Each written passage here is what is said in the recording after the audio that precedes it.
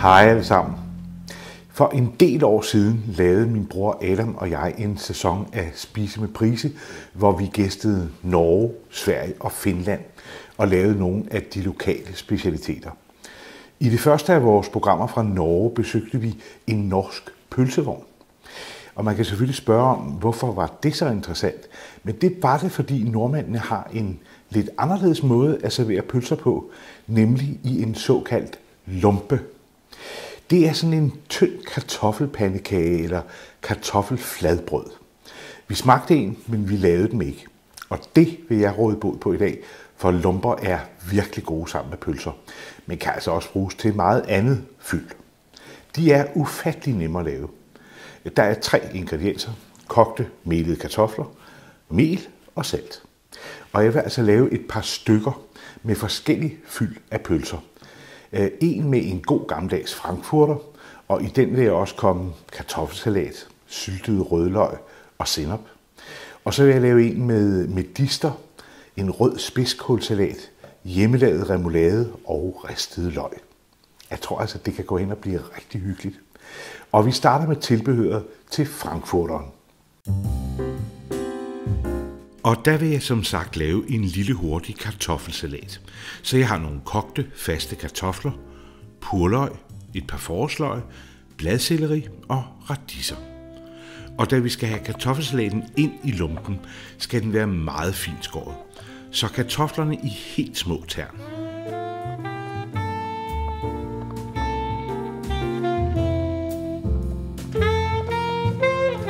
Og det samme med radiserne.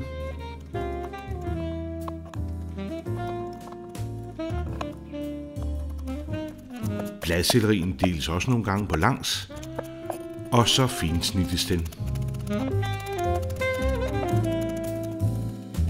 Forårsløgene bliver også finsnittede. Og endelig purløget. Så laver jeg en dressing af lige dele mayonnaise og creme fraiche.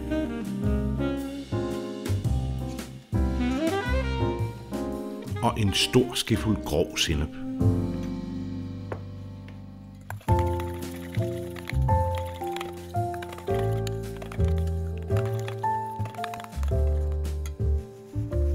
Jeg smager lige på den, og den skal have lidt salt, frisk kværnet peber og et lille nip sukker.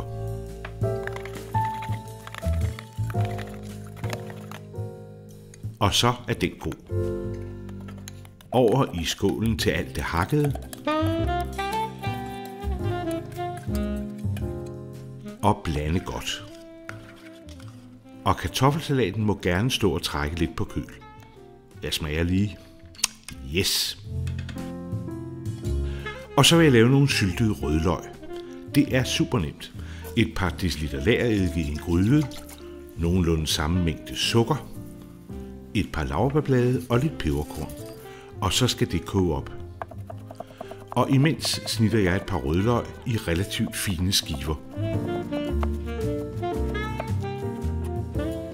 Og så skal de en tur i lagen og koge et par minutter.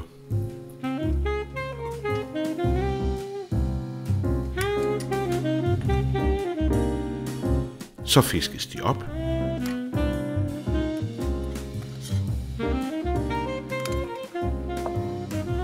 Og lagen får lov til at koge lidt ind. Jeg giver den et lille nip salt.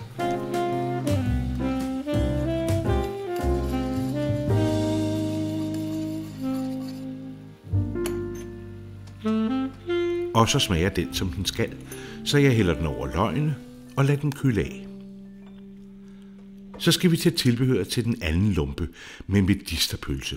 Og der vil jeg lave en salat af rød spidskål. Jeg har et halvt rødt spidskålshoved, et par gulerødder, et æble og et skalotløg. Og den røde spidskål skal snittes helt fint.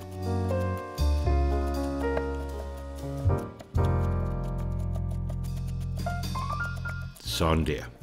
Og æblerne også i helt små stykker. Og jeg har altså valgt at beholde skrællen på.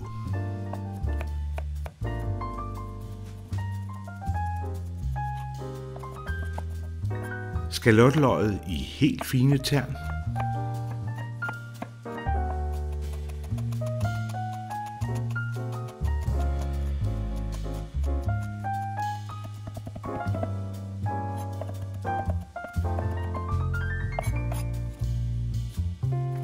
Og gulerødderne river jeg på den grove side af råkostjernet.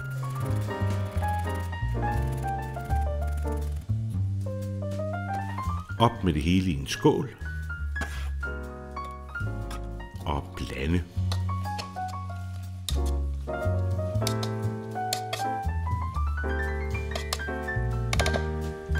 Så laver jeg en hurtig dressing af 1 spiseskefuld dijonsenap, salt, peber, 1 teskefuld honning og lidt sherryvinægre. Det piskes sammen, og så tilsættes olie til konsistensen af sådan lidt tykflydende.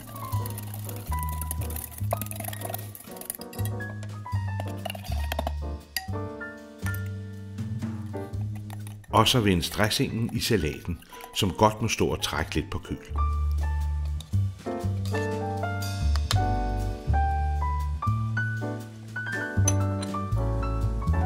Så vil jeg lave en remoulade, og der har jeg et par skefulde mayonnaise, en skefuld fint hakket pickles, en skefuld kapers og 3-4 cornichoner og lidt purløg.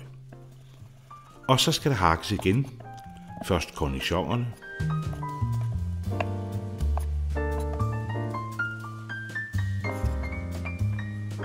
og så kapers,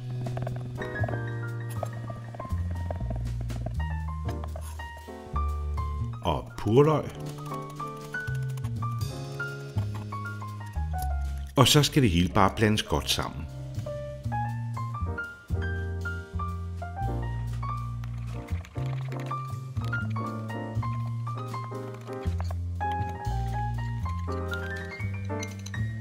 Jeg smager lige, og den er godkendt.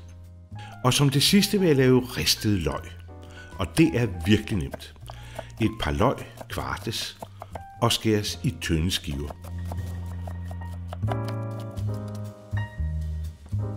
Så vendes de i mel.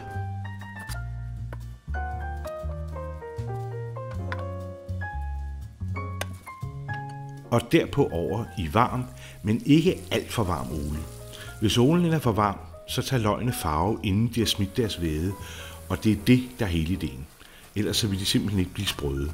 Så steg den roligt, og når de er gyldenbrune og ikke syder så meget mere, fiskes de op.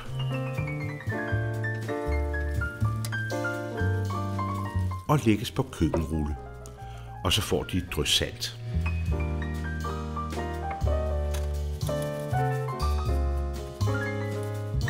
Og endelig skal vi i gang med hovedpersonen, nemlig lumpen. Her har jeg 500 gram melede kartofler, som jeg koger helt møre. Og så skal de moses grundigt, mens de stadig er lune. Over i en skål med den.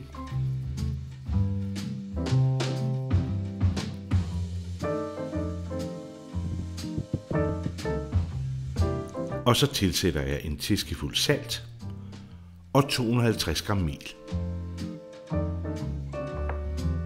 Det rører sammen.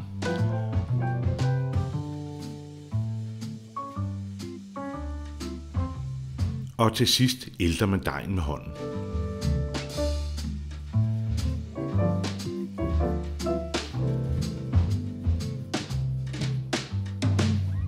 Så deles dejen i 8 lige store stykker.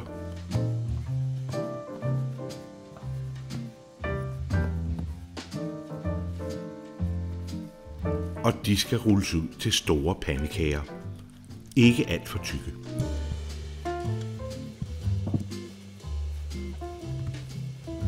Jeg lægger dem over på bagepapir. Når de er rullet ud, så er de lidt nemmere at håndtere.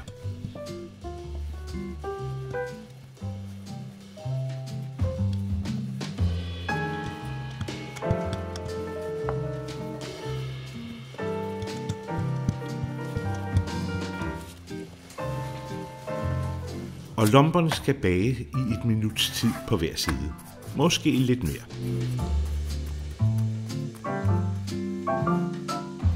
De skal ende med at være spættede, som du kan se. Og så kan vi endelig anrette. Og vi starter med en lompe med en frankfurter og kartoffelsalat. Og nu kan du se, hvorfor den skulle være så fint snittet. Så en stribe syltet rødløg.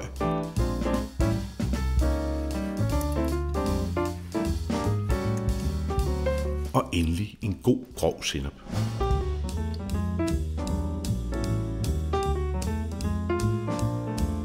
Og så er det ellers bare at rulle kalorier sammen og gå i gang. Og det er jo nærmest som en fransk hotdog, bare på norsk. Og pølser og kartoffelsalat, det er jo en gammelkendt kombination. Den holder bare 100%. Og sammen med de syrligt søde løg og den stærke sennep, så er der altså bare dømt hygge. Den næste lompe bliver med et stykke medister. Det er jo en lidt kraftigere sag, og den får lidt af den røde spidskålssalat. Og en stribe remoulade.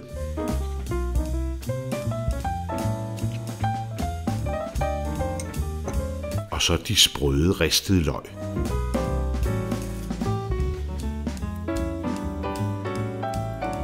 Og denne her krabat er jo lidt sværere at folde.